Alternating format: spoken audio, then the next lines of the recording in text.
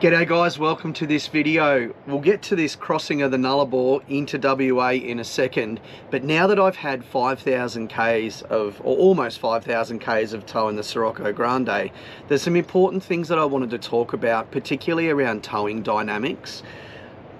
The reason I say that this is really important is what's included in your car and your van is generally going to be the most important things in your life. And when you go to a caravan show, you unfortunately don't get to test any of this until you actually make a purchase, hook it onto your car, and you drive away from the factory wherever you're picking your van up. So I think it's really important just to stop and talk about why I kind of think after almost 5,000 Ks of towing this Sirocco Grande that I just wanted to point a few things out which has kind of made it, I think, one of the best, if not the best van that I've ever towed before.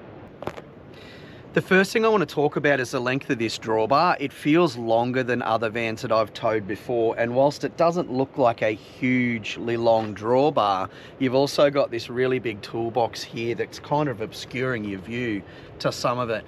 So we've pulled into some really tight camps, in particular at Esperance at the caravan park, the RAC, if anybody's ever been in there, packed in like sardines, and it was a really tight landing. I had this at nearly full lock. Actually, I did have it at full lock a couple of times. And the drawbar is long enough to make sure that you're not going to do any damage to the rear bumper of your car or to the toolboxes on your van. So feeling the dynamics as this has been towing along behind the car, I'm really happy with the length of this drawbar. Let's go and have a look at some other features as to why it's so good to tow.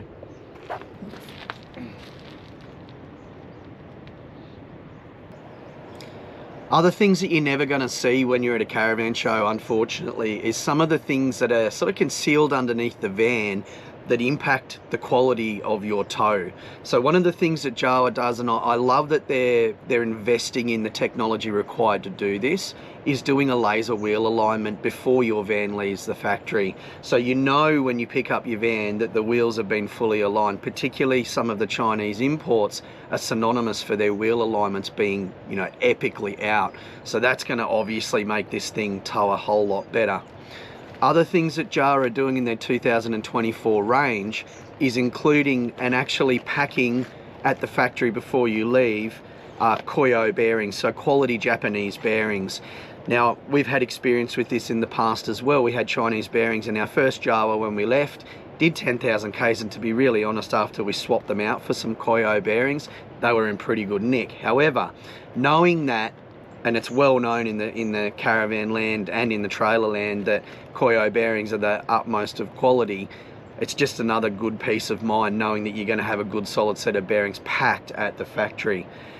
Off-road brake magnets is another thing that's being upgraded and included in all of the 2024 models. With more people going off-road and testing their vans and that sort of thing, really good peace of mind knowing that those brake magnets are in there. You don't see them unless you're going to pull the wheel and the hub off and those sorts of things, but really good to know. So a few more things when it comes to towing dynamics in this van that I really want to point out. And for me, when you think about Jawa's market positioning at the moment and how they're looking to differentiate, everybody says that all of these hybrid vans are the same, and they simply just aren't. So a thing that Jawa's been doing for a long time is investing in Lovell shock absorbers and springs. So when the vans arrive in Australia, they're straight into the workshop, and Lovell's is one of the best known brands in Australia for quality, for endurance, and for durability when it comes to off-road work. And underneath, I'll show you some shots in a second of the beautiful layout of the Lovell shock absorbers and springs. The last part that I really want to add in around the towing dynamics of the Sirocco is just the layout. And what I mean by the layout is the way that all of the components of the pantry and the kitchen is counter offset by all of the storage boots on the other side of the van.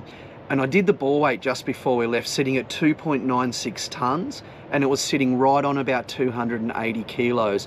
Anybody that's ever had a single axle van before knows that the dynamics need to be really well laid out, and your weight distribution needs to be done really thoughtfully to be able to achieve a nice solid bore weight like that.